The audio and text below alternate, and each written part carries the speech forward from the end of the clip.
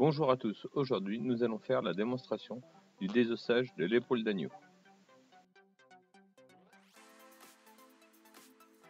Donc nous allons désosser notre scapulum en longeant notre jumeau afin de trouver le début de notre scapulum.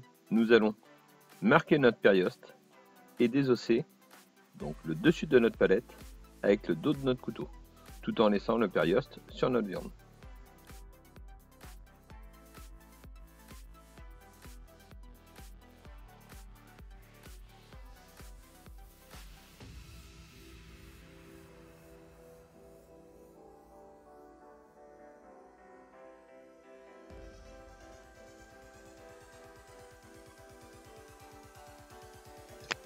Donc nous allons maintenant passer à l'étape de dégager de chaque côté du scapulum afin de pouvoir désosser notre scapulum à blanc. Donc nous dégageons du côté droit, ensuite du côté gauche, pour finir par déjointer notre scapulum.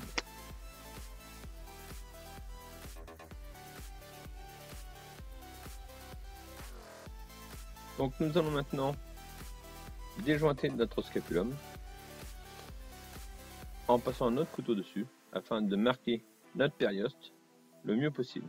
Ensuite, une fois le périoste marqué, nous allons tirer légèrement sur notre palette, sur notre scapulum, afin de retirer le périoste. Si le périoste vient déchirer, surtout, ne pas hésiter à reprendre la pointe de son couteau et gratter. Donc maintenant, nous allons désosser notre radius cubitus, donc un os très facile à commencer car visible sur toute sa longueur. Nous allons inciser donc la peau au-dessus de notre radius cubitus et nous allons descendre avec le dos de notre couteau le périoste, toujours en allant dans le sens de désossage du bas du membre vers le haut du membre. Ensuite, bien sûr la partie la plus technique, dégager le lait crâne en enlevant la partie nerf de la main creuse, le début du nerf, le mieux possible. Car si vous ne l'avez pas donc à cette étape là, il ne sera impossible de l'avoir par la suite.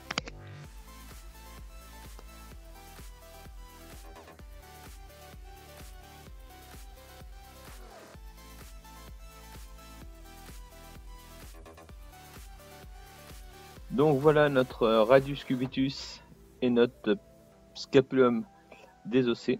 Donc comme nous pouvons voir au bout de notre radius cubitus, nous avons bien le début, la tête du nerf de notre main creuse.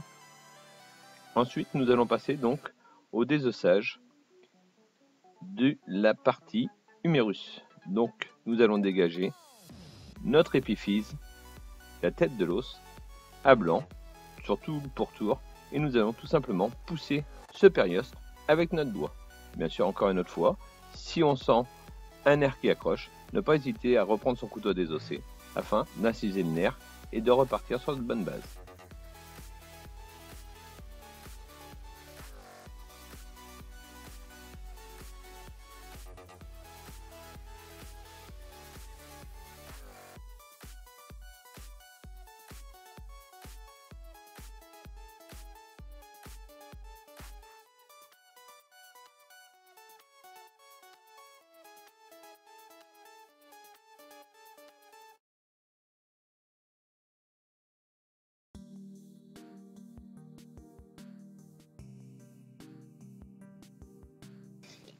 Donc maintenant nous allons nous attaquer donc à l'autre épiphyse, celle de l'autre côté, celle du scapulum, en commençant tout simplement en incisant notre périoste tout au bord de l'épiphyse et nous allons pousser ce périoste avec notre doigt. Ensuite, nous allons continuer à marquer cette épiphyse en coupant le cartilage du bas de notre os sur notre os afin de pouvoir arriver à séparer le cartilage de notre os, ce qui va nous permettre de pouvoir trouver notre périoste dessous notre os. Bien sûr, cette technique, le désossage d'un os coulé, c'est un désossage sans ouvrir la viande, ni d'un côté ni de l'autre. Donc, on dégage des deux côtés de l'épiphyse pour pouvoir arriver à se rejoindre au milieu. Donc la même technique, s'il y a un nerf qui résiste, qui nous empêche de progresser, il suffit de reprendre son couteau afin de couper le nerf sur l'os et pouvoir continuer à dégager notre périoste en toute simplicité.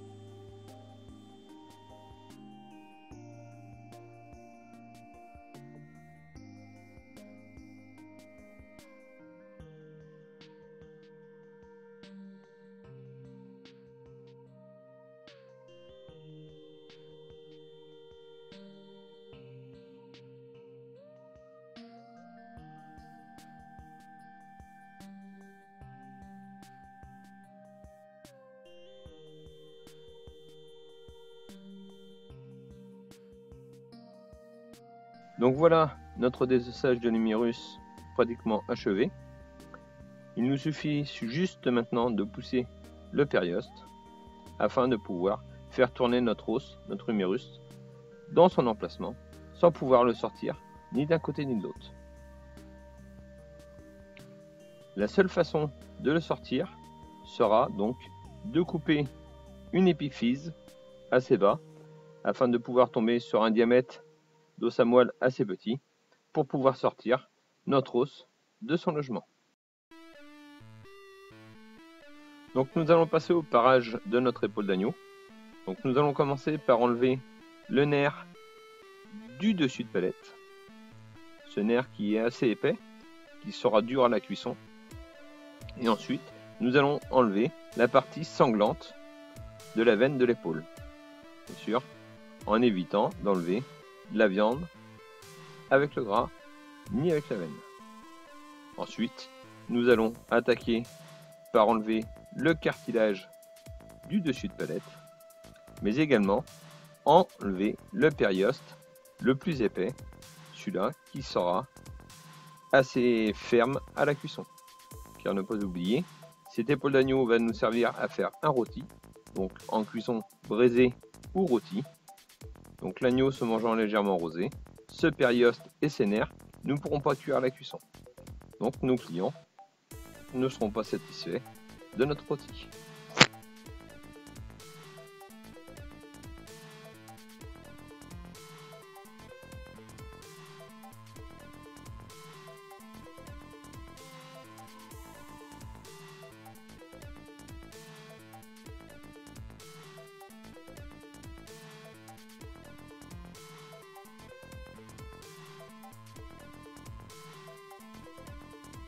Donc nous allons continuer notre parage en enlevant également la partie tête du nerf de notre paleron qui lui aussi sera ferme après la cuisson.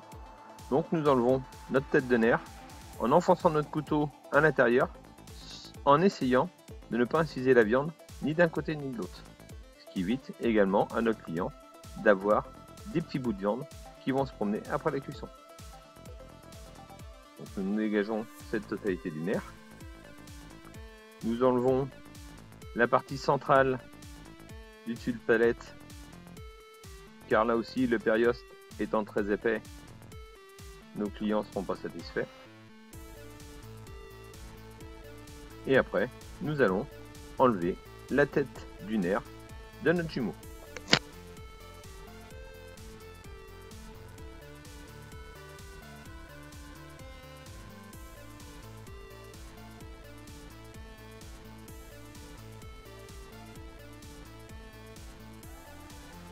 Et nous allons renouveler l'opération donc sur notre jumeau afin d'enlever également la tête du nerf, tout en essayant de ne pas inciser le muscle sur toute sa longueur afin d'éviter que nos clients aient un rôti qui se défasse en 1000 morceaux après la cuisson.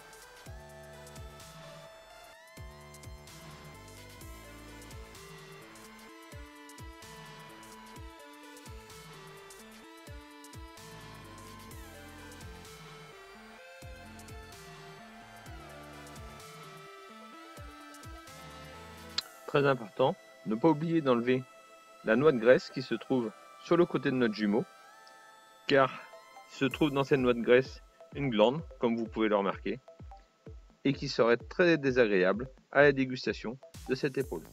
Ensuite, nous allons dégraisser toute la partie qui est devant notre humérus, d'un côté comme de l'autre, afin d'éviter à nos clients d'avoir du gras à l'intérieur de leur rôti.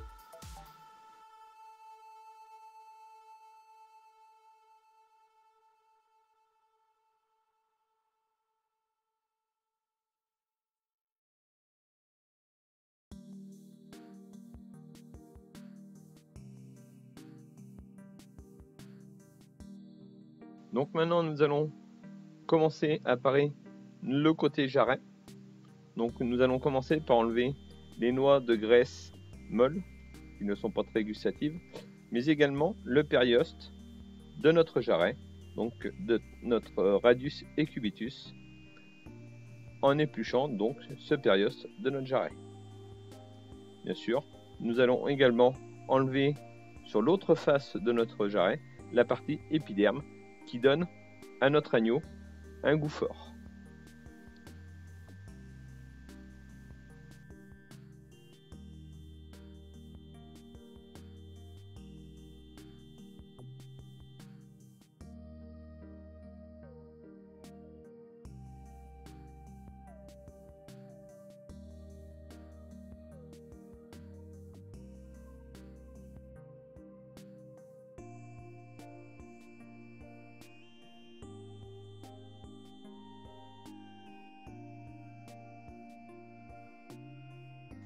Donc comme je vous disais tout à l'heure, nous avons retourné notre épaule et nous sommes en train d'enlever la partie aponévrose, la partie épiderme de notre jarret, car celui-ci a un goût assez prononcé et qui donnera un goût fort à notre épaule d'agneau.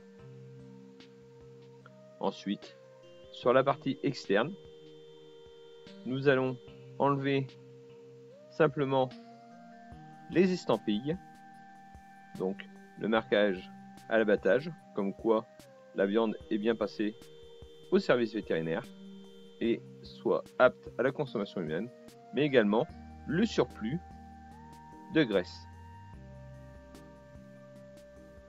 Attention à ne pas trop retirer de graisse, car ce gras-là va donner aussi une partie gustative à notre épaule. Donc notre parage terminé, nous allons rouler notre épaule afin de façonner notre rôti. Donc nous roulons notre épaule, nous arrangeons donc le bout de notre rôti et nous mettons le jarret au bout de notre rôti, car notre jarret sera donc beaucoup plus cuit qu'au milieu de notre rôti, ce qui permettra donc au nerf de fondre et d'avoir une viande moelleuse et savoureuse. Donc bien sûr, ne jamais couper le jarret afin de le mettre à l'intérieur du rôti. Ensuite, nous allons attaquer le bardage et le ficelage de notre rôti d'agneau.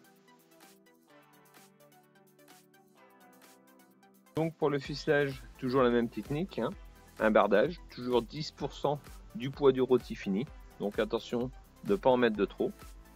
Donc nous allons brider, le bridage nous permet donc de maintenir notre rôti le plus en forme possible. Nous allons commencer à ficeler à la partie la plus épaisse, en allant à la partie la moins épaisse, en laissant un intervalle assez soutenu, puis nous allons combler les intervalles par une nouvelle ficelle. Donc nous comptons à peu près une ficelle tous les 1 cm.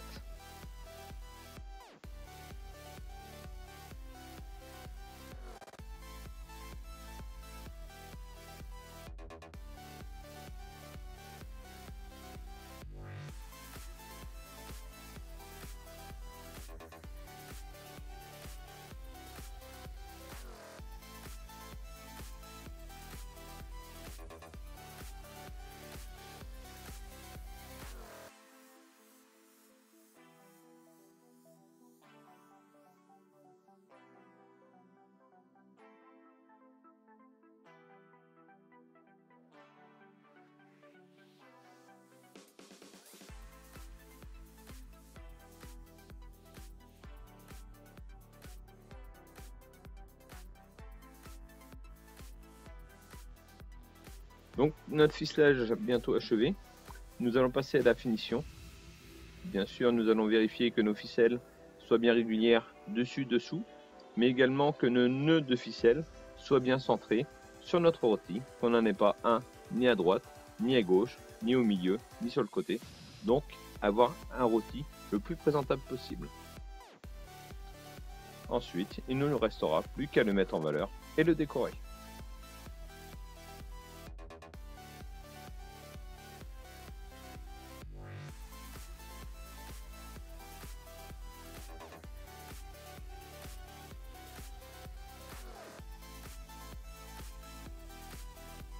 Surtout, n'oubliez pas votre sécurité, mettez bien votre gant de protection, votre tablier de protection, afin de travailler en bonne intelligence. Merci à vous et bon courage.